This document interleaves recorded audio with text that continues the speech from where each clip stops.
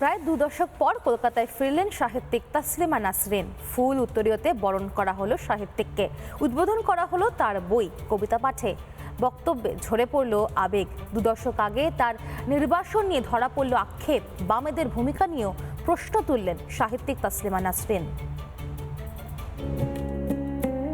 কলকাতা, এত বছর আমি তোমাকে প্রশ্ন করেছি, আমি তোমার কি ক্ষতি করেছিলাম, কেন আমাকে চলে যেতে হয়েছিল। আজ তোমার কাছে কোনো উত্তর চাইতে আসিনি, আজ শুধু বলতে এসেছি আমি ফিরে এসেছি। এই একটি বাক্য উচ্চারণ করতে আমার প্রায় 19 বছর লেগেছে। জানতে চেয়েছিলেন তসলিমা, হাততালিতে জবাব জানালো তিলোত্তমা।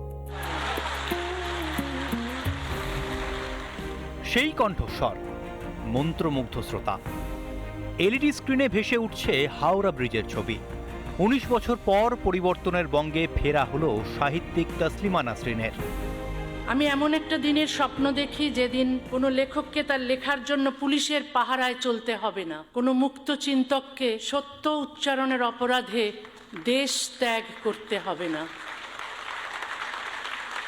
আমার নিরাপত্তার দায়িত্ব নেওয়ার জন্য মাননীয় মুখ্যমন্ত্রী ও পশ্চিমবঙ্গ সরকারের প্রতি আমি আন্তরিকভাবে আবারও কৃতজ্ঞ। কৃতজ্ঞতা আনুগত্যের চুক্তি নয়, কৃতজ্ঞতার বিনিময়ে আমি আমার স্বাধীন চিন্তাকে বন্ধক দিই না।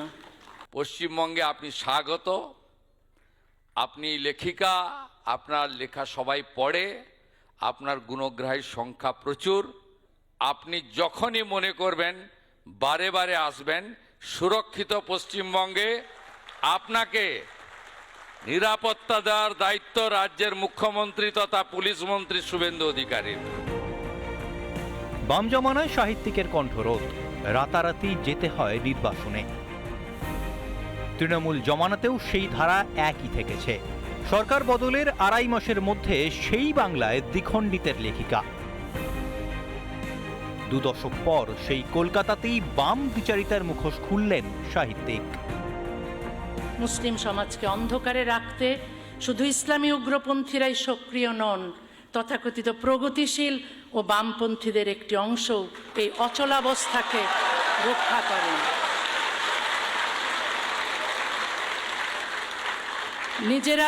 নিজেরা বাক স্বাধীনতা ও নারী পুরুষের সমানাধিকার ভোগ করেও ইসলামের সমালোচক ও সংস্কারকদের তারা মুসলমান বিদ্বেষী আখ্যা দেন। আমি অহরহ তাদের আক্রমণের শিকার হই। সংকীর্ণতার গণ্ডি ছাড়িয়ে মুক্ত চিন্তায় ধরা দিয়েছেন লেখিকা। তিলোত্তমায় প্রত্যাবর্তনের পর তার কণ্ঠে ঝরে পড়ল সেই মুক্ত চিন্তার ভাবনা। একই দেশের নাগরিকের অধিকার ধর্মভেদে আলাদা হতে পারে না। ভারত ও বাংলাদেশ 2 দেশেই ধর্মীয় পরিচয়ের ঊর্ধ্বে অভিন্ন দেওয়ানি বিধি দরকার, তবে তা সংখ্যাগুরু ধর্মের বিধান নয়। সংবিধান, মানবাধিকার এবং নারী পুরুষের পূর্ণ সমতার ভিত্তিতে রচিত হবে নাগরিক আইন। ওপার বাংলার সাহিত্যিক, তার কলম কাঁটা তারের বেড়া মানেনি। কলকাতা যেন তার নিজ ভূম, আর সেই নিজ ভূমে পরবাসী হওয়ার যন্ত্রণা বারবার ডুকরে উঠেছে কবিতায়। কফি হাউসে ঠান্ডা কফি সামনে নিয়ে ঈশ্বরের চেয়ে বেশি ভাববো ঈশ্বরচন্দ্রের কথা। কথা ছিল, কথা কার সঙ্গে ছিল আমার? রবীন্দ্র সদন, লেকের জল, মেমোরিয়াল, মনুমেন্ট, কার সঙ্গে? সেই সব অন্ধকার দিন পেরিয়েছে। তসলিমার কণ্ঠে উচ্চারিত কবিতা শুনছে কল্লোলিনী তিলোত্তমা। ফুল উত্তরীয়তে বরণ। বদলের বঙ্গে ভয় out, Taslima in. Republic Bangla. নানা ধরনের কন্টেন্ট দেখার জন্য লাইক করুন, শেয়ার করুন আমাদের ফেসবুক পেজ, সাবস্ক্রাইব করুন আমাদের ইউটিউব চ্যানেল। পাশাপাশি অন্যান্য ব্রেকিং নিউজের জন্য অবশ্যই চোখ রাখুন রিপাবলিক বাংলায়।